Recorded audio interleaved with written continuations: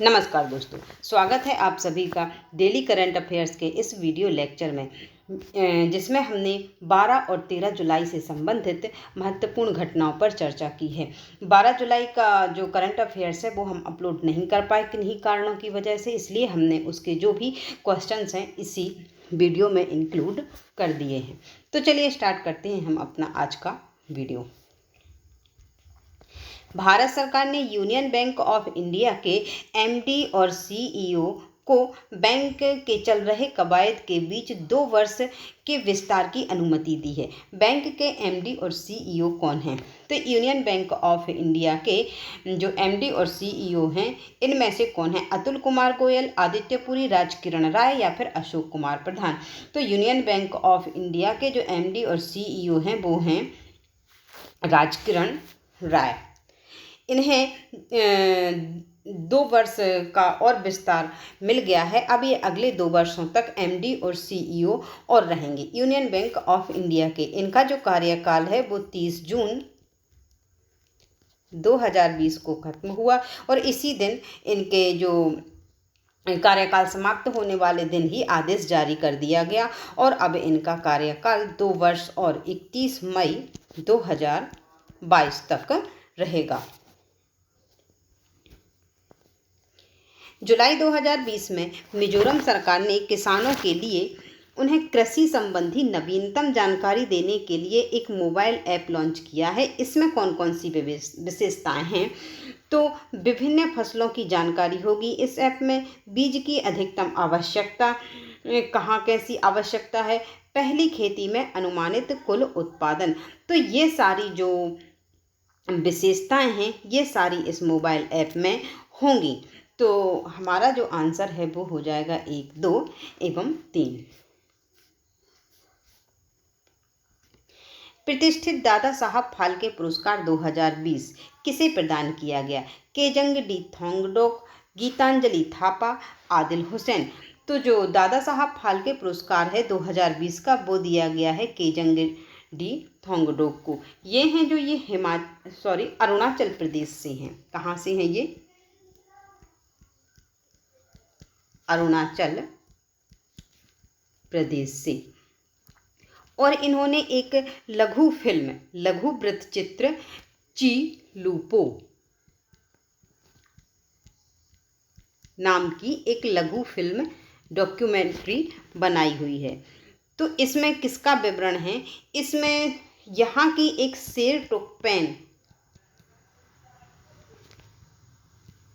शेरटुकपेन जनजाति है जिसका काम प्राचीन काल से इस जनजाति का काम था शहद का शिकार करना। शहद का शिकार करना मतलब जंगलों में जाके जंगलों के बीच भटक कर वनों में से इसको जो शहद है, शहद को इकट्ठा करना, ये इस शेरटुकपेन जनजाति का काम था। परंतु अब प्राचीन समय से तो ये प्रथा चली आ रही है, लेकिन अब वर्तमान में लोग क्या है इसको भूलते जा रहे हैं। तो इसी को ध्यान में रखते हुए केजंग डी थोंगडोक ने इस लघु फिल्म को बनाया है। और इसमें जो ची है इसका अर्थ है शहद और लूपो का अर्थ है शिकार। इसका अर्थ ही यही है। लूपो का अर्थ है शिकार और ची का अर्थ है शहद। हाँ, और जो ये केजंग डी थोंगडोक हैं ये अभी एक और परियोजना पर काम कर रहे हैं जिसका नाम है खिकसावा। क्या नाम है? खिकसावा। जो ये खिकसावा है ये इसी जनजाति का एक त्योहार है। जो शेरटुकपेन जनजाति है इसी का एक त्योहार है खिकसावा। इस पर ये अभी काम कर रहे हैं।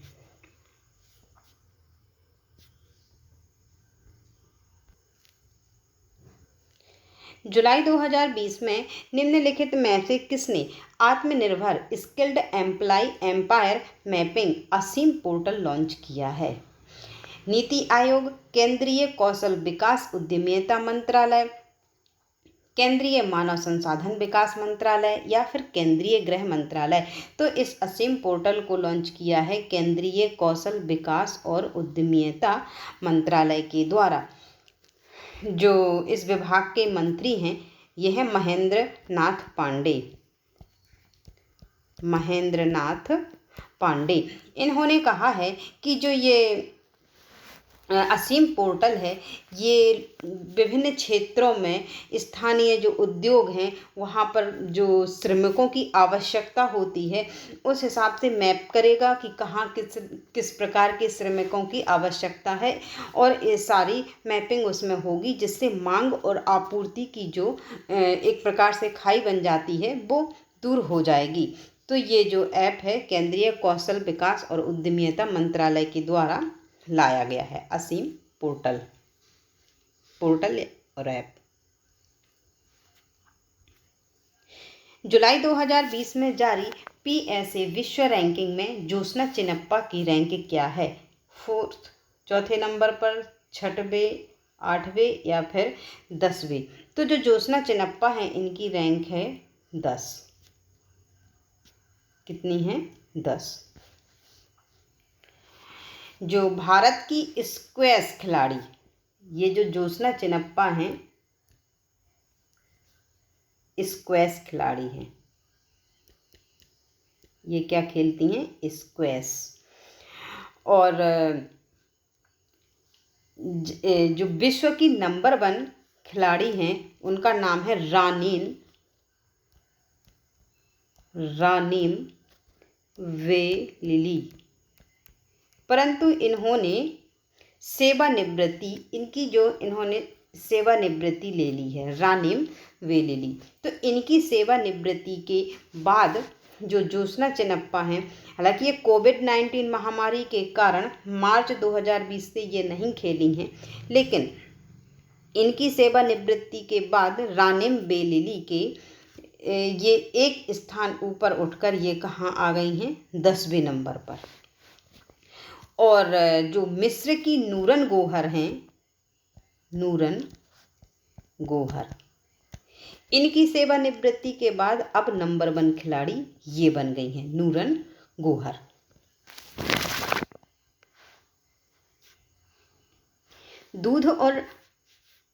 दूध और डेयरी उत्पादों के नमूने प्योर फॉर श्योर अभियान के तहत किस राज्य द्वारा लिए गए हैं?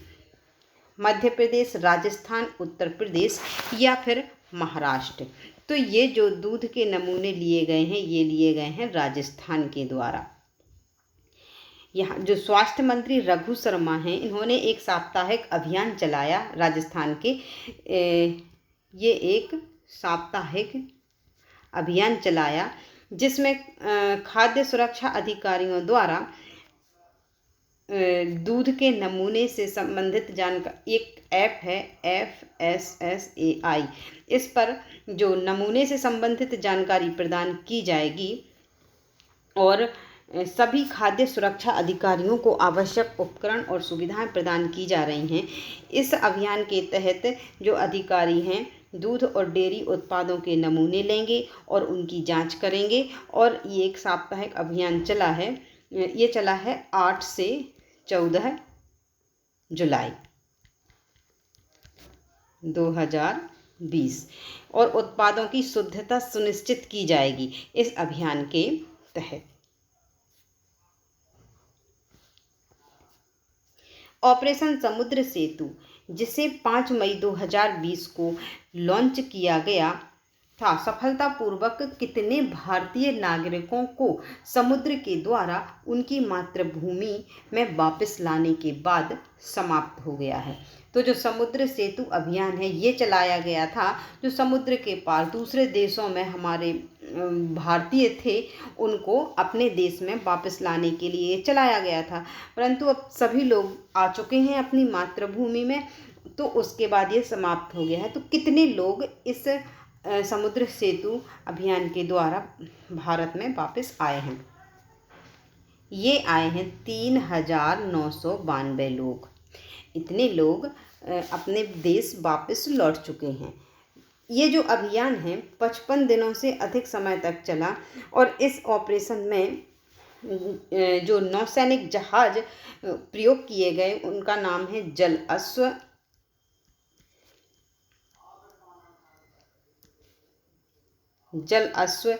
ऐरावत, शार्दुल और मगर।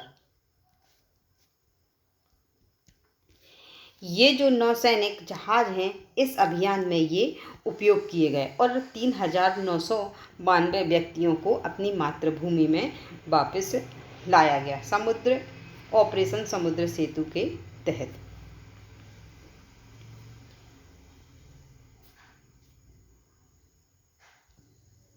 जुलाई 2020 में किसके साथ तैनात एक भारतीय बटालियन ने पर्यावरण पुरस्कार जीता? लेबनान में संयुक्त राष्ट्र अंतरिम बल, सीरिया में संयुक्त राष्ट्र पर्यवेक्षण मिशन, सियरा लियोन में संयुक्त राष्ट्र मिशन या फिर सूडान में संयुक्त राष्ट्र मिशन। तो ये जो पर्यावरण पुरस्कार भारतीय बटालियन ने जीता है वो जीता है लेबनान में संयुक्त राष्ट्र अंतरिम बल ने जीता है। इसे जो ये लेबनान में जो ये संयुक्त राष्ट्र अंतरिम बल के साथ जो भारतीय बटालियन ने ये पुरस्कार जीता है पर्यावरण पुरस्कार, इसमें इन्हें एक ये ऐसी योजना के लिए इन्हें सम्मानित किया गया है जिसका उद्देश्य था अपशिष्ट उत्पादन को कम करना। इस का उद्देश्य क्या था? अपशिष्ट उत्पादन को कम करना, अपशिष्ट कम करना और प्लास्टिक का पुनः उपयोग, प्लास्टिक का पुनः उपयोग मतलब पुनर्चक्रण, कि जो प्लास्टिक का हम उपयोग करते हैं उसको फेंके ना, उसका पुनः चक्रण कर दोबारा उसका उपयोग किया जाए ताकि जो अपशिष्ट उत्पन्न होता है वो अपशिष्ट उत्पन्न ना हो, क्योंकि हम उसको पुनर्चक्रण के द्वारा पुनः उपयोग में ला सकते हैं। और ग्रीन हाउस निर्माण और खाद के गड्ढे बनाना, इस सारी योजनाओं पर भारतीय बटालियन ने काम किया और ये पर्यावरणीय पुरस्कार जीता। द इकोनोमिस्ट इंटेलिजेंस यूनिट की रिपोर्ट के अनुसार कैंसर की तैयारी के लिए एशिया प्रशांत देशों में भारत का स्थान कौन सा है? 6वां, 7वां, 8वां या फिर 9वां? तो जो भारत का स्थान है वो है 8वां और इसी में ऑस्ट्रेलिया है जो फर्स्ट नंबर पर है। ऑस्ट्रेलिया किस नंबर पर है? फर्स्ट। इसके बाद दक्षिण कोरिया और इसके बाद मलेशिया। भारत का स्थान कौन सा है? 8वां। कैंसर से निपटने के लिए, उससे लड़ने की जो तैयारी है उस मामले में ऑस्ट्रेलिया फर्स्ट नंबर पर है और भारत 8वें नंबर पर। अमेरिकी नौसेना ने पहली आश्वेत महिला सामरिक विमान पायलट के रूप में किसका स्वागत किया है? मैडलिन सुइगल, बेब आर्टन, मंगवासी विक्टोरिया या फिर एलिन ड्यूरेक? तो जो अमेरिकी नौसेना में पहली सामरिक विमान की जो पायलट बन गई हैं पहली आश्वेत महिला वो हैं मैडलिन सुइगल। कौन है? Madeline Swegle, lieutenant J G. Madeline Swegle. इन्होंने नौसैनिक उड़ान स्कूल पूरा करने के बाद जुलाई 2020 के अंत में उड़ान अधिकारी इंसिग्निया से नवाजा गया और ये पहली आश्वेत महिला बन गई सामरिक विमान पायलट के रूप में। Insurance regulatory and development authority of India ने स्वास्थ्य और बीमा कंपनियों को एक सर्कुलर जारी किया है जिसमें किस पॉलिसी के लिए न्यूनतम 50,000 रुपये की बीमा राशि और अधिकतम 5 लाख, न्यूनतम 50,000 और अधिकतम 5 लाख रुपये से अधिक की पेश की है। आरोग्य संजीवनी, आम आदमी बीमा योजना, केंद्र सरकार की स्वास्थ्य योजना, मुख्यमंत्री समग्र बीमा योजना, तो ये किया गया है आरोग्य संजीवनी के द्वारा। किसके द्वारा किया गया है? आरोग्य संजीवनी के द्वारा। और ये एक बहुत ही इम्पोर्टेंट जो स्वास्थ्य बीमा है उनमें से एक है, और बहुत सारी कंपनियों के द्वारा इसकी पेशकश की जाती है। इसमें पहले जो न्यूनतम राशि थी वो 1 लाख रुपए थी, परंतु अब 1 लाख की जगह न्यूनतम राशि कितनी कर दी गई है? 50,000 रुपये। इसरो ने अगस्त 2020 में ध्रुवीय उपग्रह प्रक्षेपण यान PSLV से किस देश के अमेजोनिया फर्स्ट उपग्रह को ले जाने के लिए तैयारी की है या कर रहा है? इजराइल, ईरान, ब्राज़ील या अफगानिस्तान? तो ये जो अमेजोनिया फर्स्ट उपग्रह है ये है ब्राज़ील का। कहाँ का है? ब्राज़ील का, जिसे PSLV से प्रक्षेप किया जाएगा। इसरो अगस्त 2020 में, ये कब करेगा? अगस्त 2020 में। इसकी फाइनल डेट अभी पता नहीं चली, परंतु अगस्त 2020 में ये इसका प्रक्षेपण किया जाएगा PSLV के द्वारा। और ये जो अमेजोनिया प्रथम है ये कहाँ का उपग्रह है? ब्राज़ील का। और ये पृथ्वी के पृथ्वी अवलोकन के लिए पहला उपग्रह होगा जिसे ब्राज़ील के द्वारा डिज़ाइन किया गया है। सारा कार्य ब्राज़ील के द्वारा किया गया है। हम बात करते हैं ब्राज़ील की। तो ब्राज़ील की जो राजधानी है, ब्राज़ील की जो राजधानी है वो है Brasilia.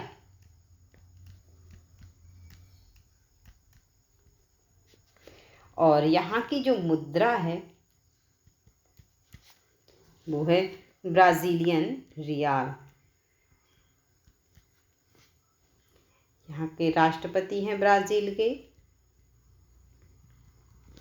Jair Bolsonaro.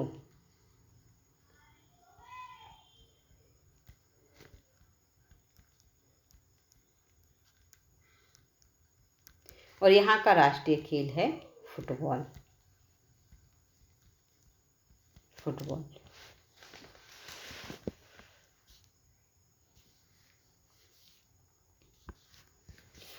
His holiness the 14th Dalai Lama an illustrated biography नामक पुस्तक के लेखक कौन हैं? यहोवा जमेंग नोरबू, पैट्रिक फ्रेंच या फिर तेंजिन गेचे टेथोंग? तो ये जो पुस्तक है इसके लेखक हैं तेंजिन गेचे टेथोंग।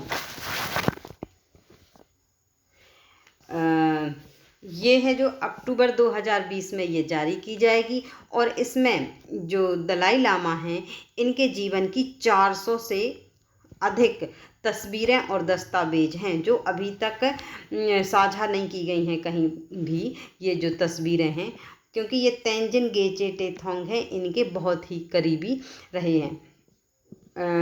और ये पुस्तक है जो 352 पन्ने की रहेगी। और इसे कब से 5 वर्षों से लिखा जा रहा है। जो ये his holiness the 14th Dalai Lama an illustrated biography, इसे कितने 5 वर्षों से लिखा जा रहा है। और इसमें 400 से अधिक तस्वीरें हैं और दस्तावेज भी हैं और 352 पन्नों की ये पुस्तक होगी। जुलाई 2020 में निम्न में से किसने राज्यों के कला, शिल्प और हथकरघा क्षेत्रों को बढ़ावा देने के लिए कर्नाटक MSME लघु उद्यम और मध्यम वर्ग है जो और उद्योग और खान विभाग के साथ समझौता ज्ञापन पर हस्ताक्षर किए हैं? अमेजोन, स्नैपडील, फ्लिपकार्ट या फिर मिंत्रा? तो ये समझौता ज्ञापन पर हस्ताक्षर किए गए हैं फ्लिपकार्ट के द्वारा। किसके द्वारा किए गए हैं? फ्लिपकार्ट के द्वारा। ये जो फ्लिपकार्ट है यह इन्हें ई कॉमर्स पर लाएगा और बाज़ार पहुंच भी प्रदान करेगा। फ्लिपकार्ट है जो समस्त कार्यक्रम के तहत जो भागीदारी से स्थानीय कारीगर होंगे, जो स्थानीय कारीगर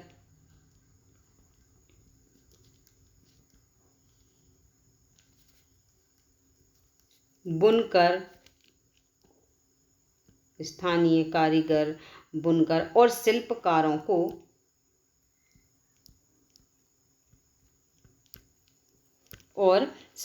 को क्या करेंगे, ये अपने हॉलमार्क उत्पादों को पैन इंडिया ग्राहक आधार के रूप में प्रदर्शित किया जाएगा फ्लिपकार्ट के द्वारा, और इन्हें ई कॉमर्स के रूप में एक बाजार उपलब्ध होगा।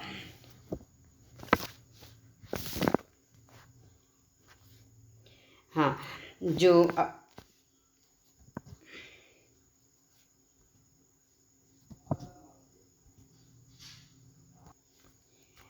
आरबीआई के आंकड़ों के अनुसार किस राज्य ने वित्तीय वर्ष 2020-21 में 30,500 करोड़ रुपए जुटाए हैं और देश में राज्यों के बीच बाजार उधार में सबसे ऊपर है? तमिलनाडु, केरल, महाराष्ट्र या फिर कर्नाटक? तो ये राज्य है तमिलनाडु, जो सबसे ऊपर है उधार के मामले में। आरबीआई के आंकड़ों के अनुसार तमिलनाडु ने वित्त वर्ष 2020 और 21 में 30,500 करोड़ रुपए जुटाए हैं और देश में राज्यों के बीच उधार में सबसे ऊपर है। कौन? तमिलनाडु। तमिलनाडु में बॉन्ड राज्य विकास ऋण के रूप में जिसे जाना जाता है, बॉन्ड को इसे किस रूप में जानते हैं हम? राज्य विकास ऋण के रूप में, के माध्यम से किए गए उधार का 17% हिस्सा है तमिलनाडु का। तमिलनाडु का जो उधार का हिस्सा है कितना है? 17%। इसके बाद है महाराष्ट्र। तमिलनाडु के बाद किसका है? महाराष्ट्र का, जिसका है 14%। फिर आंध्र प्रदेश और राजस्थान, इनका है 9%, दोनों का ही 9% है।